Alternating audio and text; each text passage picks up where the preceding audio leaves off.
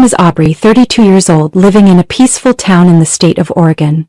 From the outside, my life once seemed like the kind many dreamed of, a small white house with a spacious porch, climbing roses blooming in the summer, and a husband who always wore a gentle smile. I met Ryan right after finishing my MBA and returning home to help my father with the family's real estate business. At the time, he was a delivery driver for a local company, his face sun-kissed and his eyes always shining with optimism. We met in a simple way. While I was delivering contracts to a client, my car broke down on the road. Ryan stopped to help without expecting anything in return.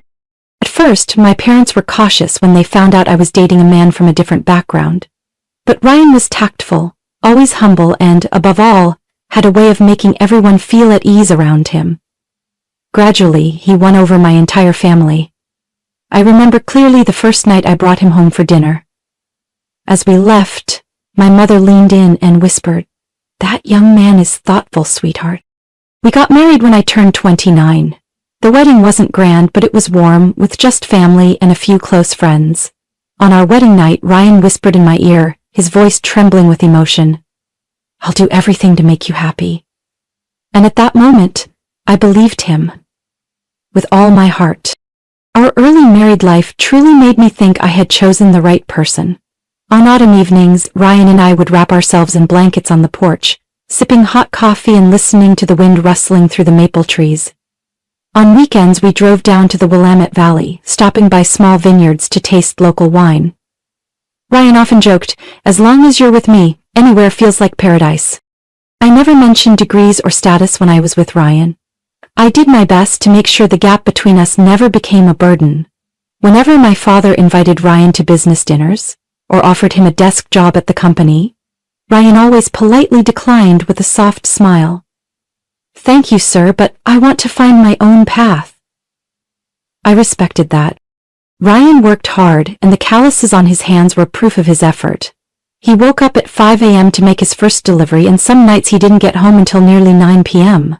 Even when he was tired, he always took the time to ask, "How was your day? Are you okay?" The way he looked at me made me feel like the luckiest woman in the world. Honestly, I used to believe that love was enough. I thought our different backgrounds or social positions would never come between us. Every time Ryan held my hand in public or kissed my forehead when we were alone, I felt more certain of my choice. We went through days that felt unbreakable together, but I never imagined that behind those gentle looks and sweet promises, a quiet storm had already begun to form, just waiting for the day to sweep away everything I tried to protect. We had been married for more than a year, and the seemingly perfect days began to show small cracks. They seemed insignificant at first, but enough to leave me uneasy. Every night as I lay in bed staring at the bedroom ceiling under the soft glow of the nightlight, I found myself counting the months that had passed instead of savoring the present. Ryan no longer held my hand as often. His caring questions in the evenings became rare. Instead, he often gazed out our bedroom window where the streetlights cast quiet streaks of light. I felt the distance between us growing, like an invisible, chilling wall.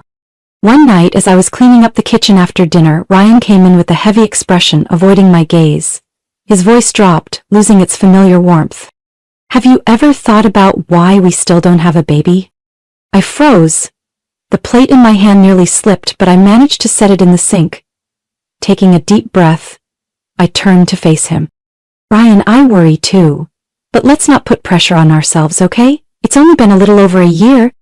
He shook his head, his tone sharp despite trying to hold back. "A year is a long time, Aubrey. Haven't you read about it? People get pregnant within less than a year. What about us? Where do you think the problem is?" My heart sank. I didn't blame him for worrying. I had spent many sleepless nights quietly counting days myself. But the way he asked, as if blaming me, left me choked up. I chose my words carefully, keeping my voice steady. "Ryan, why don't we both go get checked? Maybe it's just something small. We can work through it together. What matters is that we're in this together." He met my gaze, and there was a coldness in his eyes I had never seen before. "Both get checked? What do you mean? You think I'm the problem? You're trying to pin this on me, aren't you?" I was speechless, his words slicing through me like a blade. I had never thought of blaming him. I just wanted us to face this hand in hand. "I didn't mean that," I said quietly, my heart tightening. "I just want us to figure this out together." I never said it's your fault. He gave a bitter laugh, shook his head, and walked out of the kitchen. Forget it, Aubrey. You always know how to make things sound reasonable. But the truth? This is obviously a woman's issue. My mother said so. The chill of the kitchen matched the numbness that kept me still. My hand gripped the edge of the counter so tightly that my nails dug into the wood. His words echoed in my ears, each one striking my heart. From that day, Ryan truly changed. He started coming home late. At first he'd text, busy at work, helping a coworker, but gradually even those messages stopped. I sat alone at the dining table, dinner gone cold, the ticking of the wall clock becoming an ache in my head. One night he came home when the clock showed it was nearly 1 a.m. The smell of alcohol filled the room as he opened the bedroom door. I sat up and gently asked, "Where have you been so late, Ryan?" He threw his keys on the table and took off his jacket without looking at me. "I went out to unwind. Every man needs to blow off steam. Don't make a big deal out of it." I said nothing more. At that moment I knew that saying anything else would only make things worse. Every night I lay there listening to the door slam, his staggering footsteps in the dark, the heavy breathing of a man who was becoming a stranger. And the next morning I still got up early to make him coffee like always, telling myself that everything would pass, that my love would be enough to bring him back. But deep down, I knew I was only comforting myself. The following days passed in a blur. Ryan came home less and less, and whenever he did, his eyes avoided mine. His smile was forced, and polite small talk replaced the care that once made me feel like the most important person in the world. I kept trying. Every night, I still waited with dinner ready, still texted to check in, still held on to the hope that maybe he was just stressed, that if I stayed patient a little longer, everything would be okay. But the more I endured, the clearer I felt that the distance between us had become a chasm. Until one Sunday afternoon, when I had just returned from a business trip, suitcase in hand, stepping into the living room, I saw Ryan's phone lying on the table. The screen kept lighting up with messages from someone named Emily. I didn't mean to snoop, I really didn't. But then, a call came through, the ringtone echoing through the empty house, and Emily's name appeared clearly on the screen. My hand trembled as I picked it up, only intending to explain that Ryan wasn't home. But the woman's voice on the other end froze the blood in my veins. "Ryan, how much longer are you going to keep me waiting? I've already booked the restaurant. If you're afraid your wife will find out, just say so. I'll go by myself." I was paralyzed. In that single second, all the hope I had clung to collapsed like a sandcastle hit by a violent wave. I didn't respond, just quietly ended the call and set the phone back on the table. My heart pounded, not from fear, but from pain. That evening, I still cooked dinner like every other day. Ryan walked in around 8 p.m., eyes avoiding mine, a faint smell of alcohol as he took off his jacket. I smiled, trying to hide the storm inside. "Did you eat yet?" He shook his head and said curtly, "I'm not hungry, you go ahead." I pretended to clean up and took the chance to check his phone. My heart clenched when I saw a string of messages from Emily. Words of love, promises, selfies of the two of them at a bar, on the street, even in a hotel. I carefully took screenshots of every message, every picture, every date they planned. I emailed them all to my personal account, keeping the evidence as my final line of defense. My hands were cold, but I went through it all with a strange calm, as if I wasn't myself anymore. In the days that followed, I lived between two worlds. By day, I went to work, smiled at coworkers, fulfilled my duties as the daughter preparing to take over the family's real estate business. By night, I quietly documented every piece of betrayal Ryan left behind. From unfamiliar restaurant receipts in his jacket pocket to note scraps he forgot to destroy. One evening as I was tidying up the living room, Ryan left his phone on the table and went to shower. I saw the screen light up. "Same place tonight, I miss you."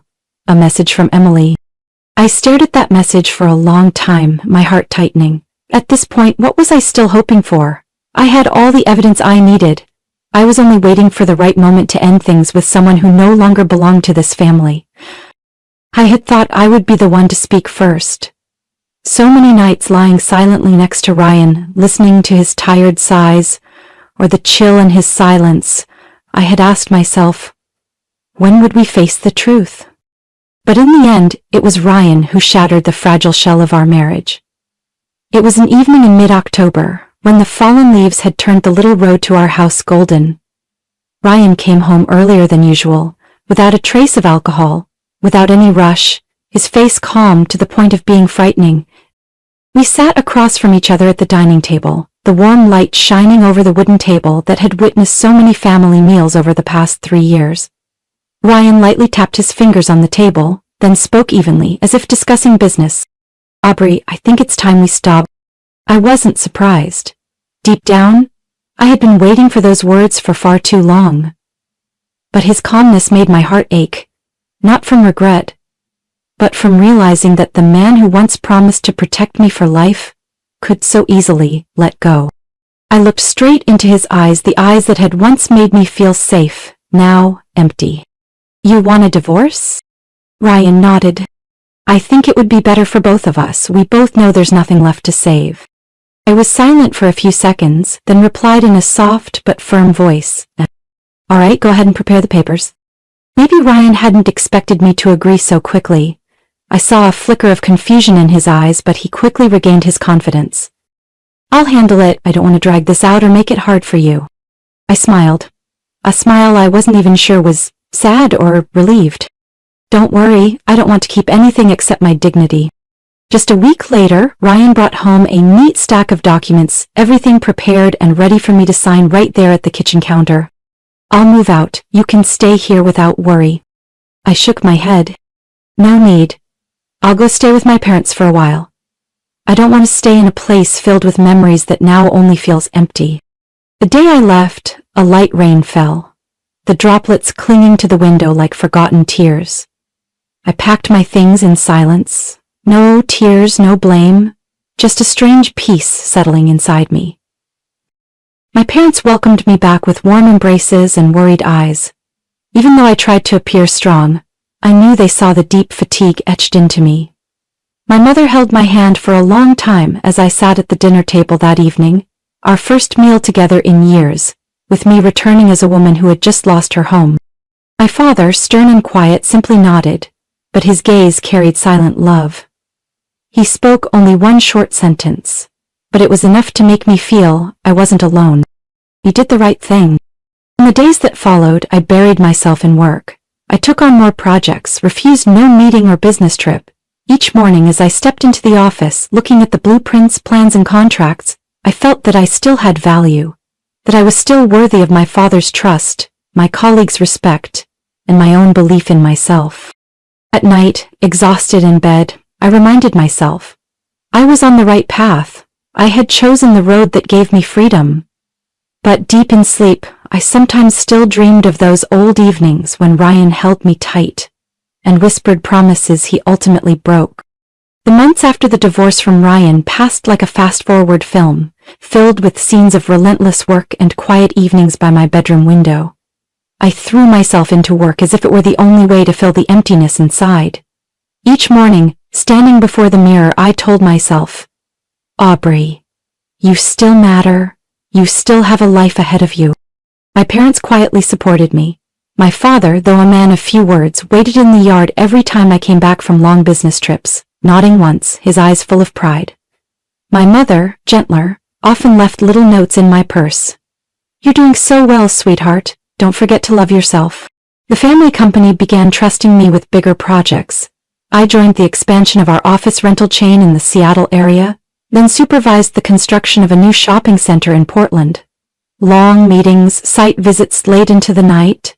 They all drained me, but they also revived my spirit.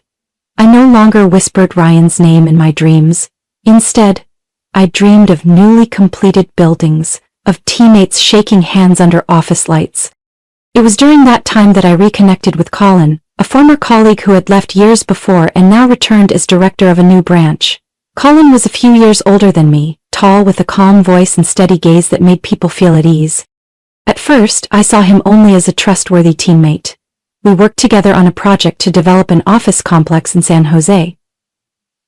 Colin never mentioned my past, never pried about the divorce. He simply listened and offered thoughtful input, always respectful. Once, after a tense meeting with a partner, I stayed behind in the conference room, staring down at the lake outside the building, feeling strangely hollow. Colin quietly set a cup of hot tea in front of me, said nothing, and sat with me, looking out at the water. That silence meant more to me than 1,000 comforting words. Late-night work sessions gradually turned into simple dinners after hours. We talked about work, about Colin's favorite books, about trips I'd dreamed of but never taken.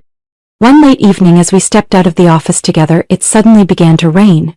He took off his jacket to shield me, then smiled and said, "Aubrey, sometimes life is like the rain. You can't avoid it.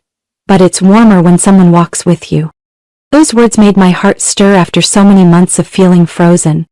We grew closer naturally, like breathing. No rush, no grand promises, just step by step. I felt cherished, heard, truly respected.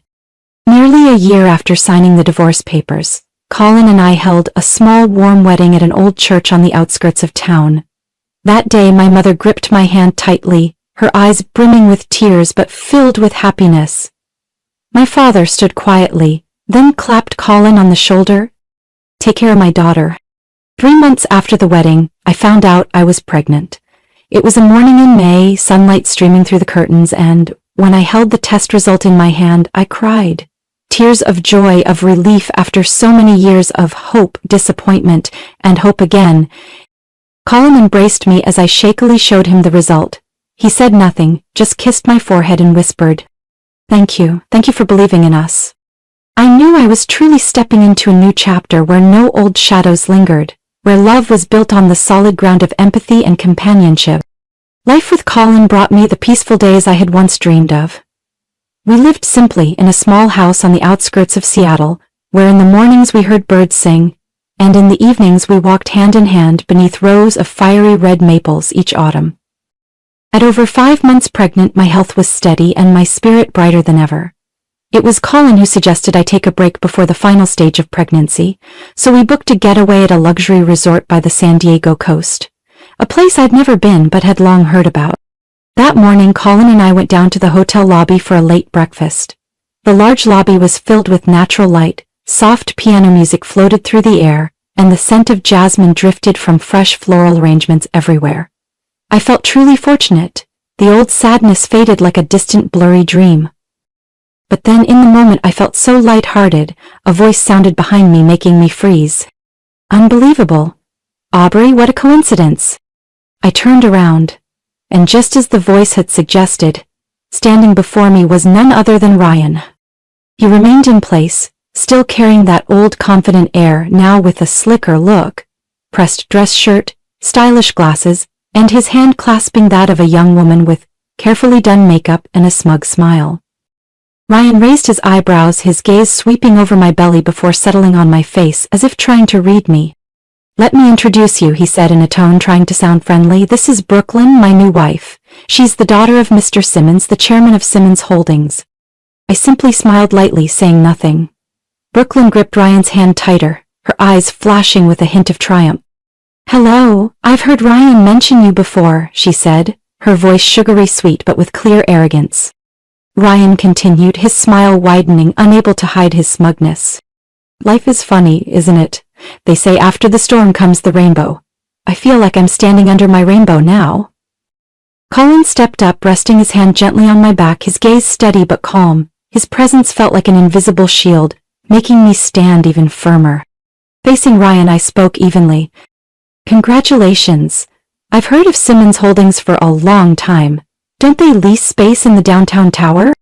Ryan inclined his head slightly, pride gleaming in his gaze. "That's right, Brooklyn likes to joke that the whole city knows her father's company." I tilted my head slightly, my smile still gentle. "Oh, that building. My father finalized the purchase 3 months ago. I believe I heard that Simmons Holdings still owes over 6 months' rent. Colin mentioned it to me the other day." The space seemed to freeze for a moment. Brooklyn blinked rapidly while Ryan stiffened. His smug smile faded, replaced by unmistakable unease. "You're joking, right?" Brooklyn said, but her voice was starting to tremble. I shook my head, my tone soft but firm. "No, if I'm not mistaken, my father's legal office sent the final reminder yesterday. We always want to maintain good relationships with tenants, as long as they keep their commitments." Colin gave my hand a gentle squeeze. just enough to remind me he was right there with me, facing this together. I met Ryan's gaze one last time, my voice calm but resolute. Enjoy your vacation. Oh, and if Simmons Holdings needs assistance, feel free to contact our legal team. They'd be happy to help. I turned and walked away, leaving them standing there, floundering in the undercurrent of truth just revealed. As Colin and I left the hotel lobby without looking back, I could still sense Ryan and Brooklyn frozen behind us. The sharp sound of Brooklyn's heels echoed, breaking the suffocating air. "Wait!" Brooklyn's voice rang out, trembling with both anger and fear. "What do you mean by that? Are you trying to smear my family's name?" I stopped and turned to face them, my expression calm. Colin's hand at my back was a silent reminder that I wasn't alone anymore. "No one's smearing anyone," I replied evenly. "Sometimes the truth is just hard to accept. Brooklyn, I'm sure you know your family's company situation better than I do." Ryan glanced at Brooklyn, his earlier confidence gone, replaced by confusion. "Brooklyn, what's going on?" he asked, his voice dropping. Brooklyn swallowed hard, her eyes on the marble floor. "I don't know. My dad hasn't talked about work much lately, but it's true, I've heard him getting frustrated over finances recently." Ryan's face fell. He gritted out, trying to salvage some pride. "Anyway, whatever's between me and Brooklyn has nothing to do with you, Aubrey. Don't think a few words from you will bother me." I only smiled, placing a hand on my belly. A natural gesture, but enough to render them both speechless. "Ryan," I said, my voice warm but firm, "you're right. What's between us no longer matters. But since you asked, I'll share so you can rest easy. I'm pregnant, 5 months along, and I'm truly happy with Colin." For a moment Ryan's gaze shattered. Brooklyn turned to him, her face tense. "What did you tell me? I thought you divorced her because she couldn't have kids." Ryan stammered, his hand clenching into a fist. "I didn't know about that." Brooklyn let out a bitter laugh, her voice laced with scorn. "Bravo, Ryan. So you gave up your marriage chasing some fantasy, and I got dragged into this mess." I said nothing more. Everything that needed to be said was clear as day. Colin gently led me away, but I could still hear the argument behind us, each word tearing through the hotel's elegant atmosphere. "My dad said the company's just facing temporary trouble. Everything will be fine," Brooklyn shouted. "Fine? Look around you. Even the building still owes rent. Who do you think still trusts Simmons Holdings?" Ryan's voice was nearly desperate. We walked farther, leaving the chaos behind. Back in our room, I sank into a chair, my hand resting on my belly, feeling the tiny heartbeat within. Colin sat down beside me, his eyes soft as they met mine. "Are you okay?" I nodded, a relieved smile spreading across my lips. "I'm really okay, Colin. Maybe for the first time in my life I feel like the shadows of the past no longer hold me."